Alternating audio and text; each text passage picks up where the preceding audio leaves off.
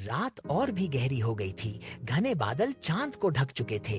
सियारों की आवाजें और कब्रों के बीच से आती ठंडी हवाएं श्मशान को और भयावह बना रही थीं।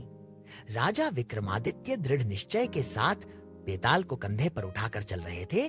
बेताल ने खीं खीं करके हौंसते हुए कहा, राजा विक्रम, तुम तो बड़े हठी हो, लेकिन सफर लंबा है। आओ, मैं तुम्हें एक और कहानी सुनाता हूँ और हमेशा की तरह अंत में सवाल पूछूंगा।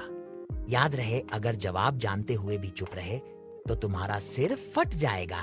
विक्रम मौन रहे और बेताल ने कहानी शुरू की।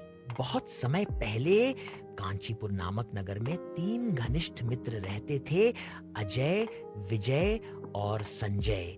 अजय चतुर और चालाक था, विजय बलवान और साहसी था, संजय भोला भाला और दयालु स्वभाव का था। तीनों की दोस्ती पूरे नगर में मिसाल मानी जाती थी।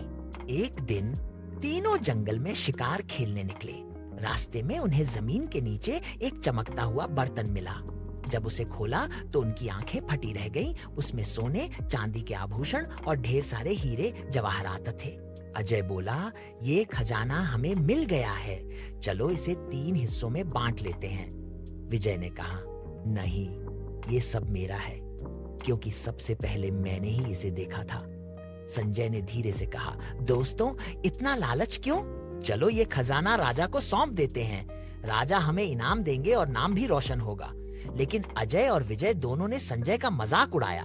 तू हमेशा साधु संत की बातें करता है, असली जिंदगी ऐसे नहीं चलती। तीनों ने ठान लिया कि खजाना अपने कब्जे में रखेंगे, लेकिन आपस में भरोसा भी नहीं कर पा रहे थे। आखिर उन्होंने तय किया कि पहले पेट भरकर खाना खाया जाए, फिर खजाने को बांटने की बात करेंगे। संजय खाने के लिए नगर गया। अजय और विजय जंगल में खजाने की रखवाली करने लगे, लेकिन अजय के मन में खोट आ गया। उसने विजय से कहा, सुनो, क्यों ना हम दोनों मिलकर संजय को खत्म कर दें, तब खजाना हम दोनों में बांट